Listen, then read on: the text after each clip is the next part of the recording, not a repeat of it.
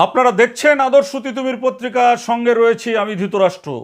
আজকের দেখাবো আমরা আদালত চত্বরে ডিম বৃষ্টি, তৃণমূল উপপ্রধান মামুন শেখকে বেধড়ক মার পুলিশ হেফাজতে থাকাকালীন।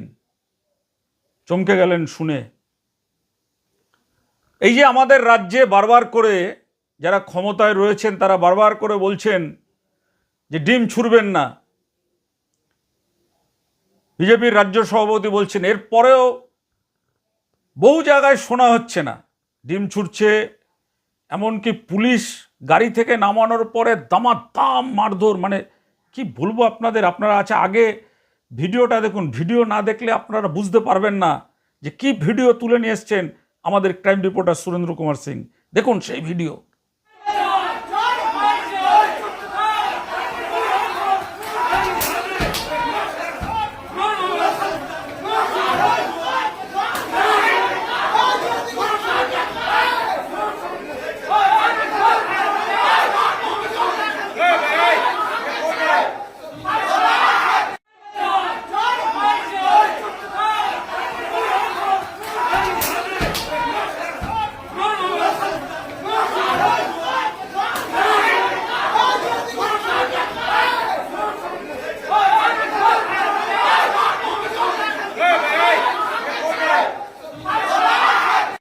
এই যে আপনারা ভিডিও দেখলেন, যাকে মারা হচ্ছে তিনি হচ্ছেন উপপ্রধান পঞ্চায়েতের।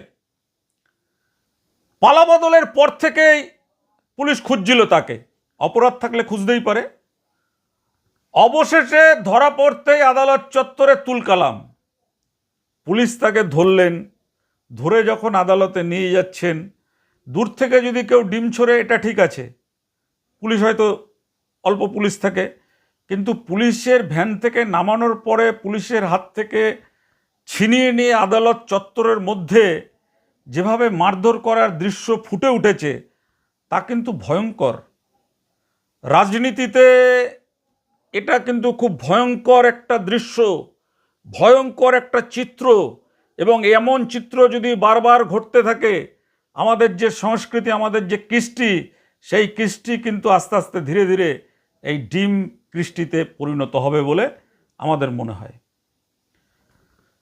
শান্তিনিকেতনের কঙ্কালীতলা একটা বিখ্যাত জায়গা, আপনারা জানেন, সেখানে একটা কালী মন্দির আছে। সেখানকার যে পঞ্চায়েত রয়েছে, সেই পঞ্চায়েতের তৃণমূলের উপপ্রধান, এই যে যাকে মারছেন, এর নাম হচ্ছে মামুন শেখ। এর বিরুদ্ধে হচ্ছে 2021 সালের ভোট পরবর্তী হিংসা, যেটা আমাদের রাজ্যের মুখ্যমন্ত্রী বলেছিলেন যে ভোট পরবর্তী যে হিংসা হয়েছিল 2021-এর বিধানসভা নির্বাচনের পর, সেই হিংসার সঙ্গে যারা জড়িত হয়েছে তাদের বিরুদ্ধে আইনত ব্যবস্থা নেওয়া হবে। আইনত ব্যবস্থা নিন, আইন রক্ষা করুন, আইন অনুযায়ী শাস্তি হোক, আইনের বিধান মেনে সব কিছু হোক। কিন্তু কেউ আইন হাতে তুলে নিয়ে পুলিশের হাতে থাকাকালীন তাদেরকে মারধর করবে, তাদেরকে অত্যাচার করবে, এটা মনে হয় ঠিক নয়। আমাদের মনে হয়, আপনাদের কি মনে হয় জানাবেন আপনারা। দেখুন, এই পুলিশ তাকে তো খুঁজছিল বেশ কিছুদিন ধরেই। খোঁজার পরে তাকে যখন খুঁজে পাচ্ছিল না, পুলিশের গোপন সূত্রে খবর আসে যে বীরভূমের লাভপুরের একটি এলাকায় সে লুকিয়ে আছে। সেখান থেকে তাকে পুলিশ গ্রেফতার করে নিয়ে আসে। দেখুন, পুলিশ যখন পুলিশের হেফাজতে চলে যায়, যে কোনো আসামি, বিএনএসে স্পষ্টভাবে বলা আছে সেই আসামিকে রক্ষা করা, সেই আসামির ওপর যাতে কোনো রকম মারধর অত্যাচার না হয় তার ব্যবস্থা নেওয়ার সম্পূর্ণ দায়িত্ব রয়েছে পুলিশের। এখানে যে পুলিশ কর্মীরা তাকে কোর্টে নিয়ে গেছিলেন, তাকে যেভাবে মারা হয়েছে, আমাদের তো মনে হয় যে এই পুলিশদের মানে শাস্তি হওয়া উচিত। কেন এই পুলিশরা রক্ষা করতে পারলেন না? একটা লোককে কোর্টে নিয়ে গেলেন, আদালতের মধ্যে অনেক লোক মিলে তাকে মারধর শুরু করলো, তাহলে পুলিশের সেই রকম ব্যবস্থা রাখা উচিত ছিল যে তার গায়ে যাতে কেউ না হাত দিতে পারে। সে অপরাধ করেছে, আইনের বিচারে তো তার সাজা হবে।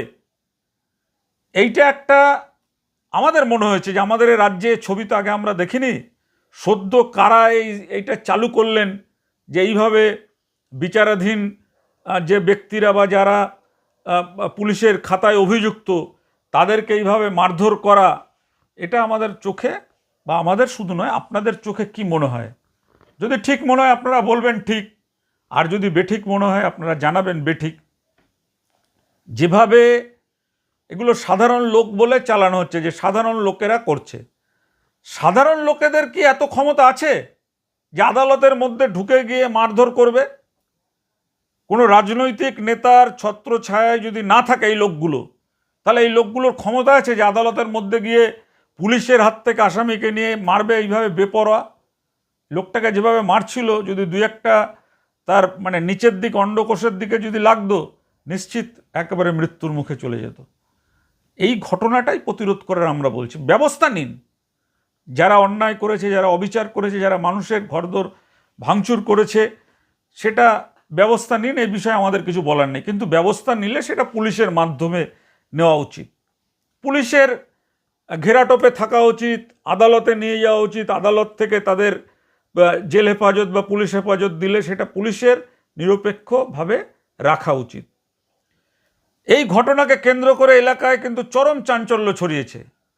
পুলিশ পরিস্থিতি নিয়ন্ত্রণে আনার চেষ্টা করেছে,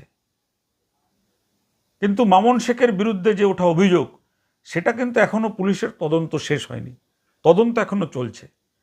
তদন্ত চলাকালীন কোনো মানুষকে এইভাবে পেটানো যায় না, এটা স্পষ্টভাবে আমরা বলছি। আমরা বিএনএসের একটি ধারার কথা উল্লেখ করছি, যে ধারাতে স্পষ্টভাবে উল্লেখ রয়েছে যে এইভাবে কাউকে মারধর করা যাবে না। দেখুন, এই ধরনের ঘটনা ঘটছে, কিন্তু স্পষ্টভাবে বিএনএসএস, যে ভারতীয় ন্যায় সংহিতা যেটা তৈরি হয়েছে, সেই ন্যায় সংহিতার 56 বিএনএসএসে স্পষ্টভাবে উল্লেখ রয়েছে health and safety of arrested person. তাহলে হেলথ, তার স্বাস্থ্য এবং তাকে সুরক্ষিত করা দায়িত্ব কিন্তু এখানে 56 বিএনএসএসে স্পষ্টভাবে বলা রয়েছে। If shall be duty of the person having the custody of accused to take reason care of the health and safety of accused. এটা কিন্তু স্পষ্টভাবে বলা রয়েছে, যে কোনো গ্রেপ্তার হওয়া আসামি বা অভিযুক্ত, তাদের নিরাপত্তা দেওয়া, তাদের স্বাস্থ্যের দিকে নজর রাখা, এটার দায়িত্ব কিন্তু পুলিশের। তাহলে পুলিশ হেফাজতে থাকাকালীন, পুলিশের হাতে থাকাকালীন যদি কাউকে এভাবে পেটানো হয়, সেটা আমরা মনে করি যে আমাদের দেশের আইনকে ভাঙা হচ্ছে। যারা ভাঙছেন তাদের বিরুদ্ধে যদি কঠোর ব্যবস্থা না নেওয়া হয়, এই ঘটনা চলতেই থাকবে এবং আগামী দিনে আরও অরাজকতা তৈরি হবে আমাদের এই রাজ্যে। যখন এই রাজ্যের মাননীয় মুখ্যমন্ত্রী শুভেন্দু অধিকারী চেষ্টা করছেন যে এই রাজ্যের যে অনাচার, ব্যভিচার, ভ্রষ্টাচার যে কাজগুলো করে গেছেন আগের সরকার, সেই কাজগুলো বন্ধ করে মানুষকে শান্তির পরিবেশ দেবে, সেই জন্য তিনি নানান রকম আইন কানুন করেছেন, বিভিন্ন বিষয়তে তিনি ছুটছেন, বলছেন। তাহলে শুভেন্দুবাবুর নজরে এই ভিডিওটা আনার জন্য বেশি বেশি করে আপনারা শেয়ার করবেন।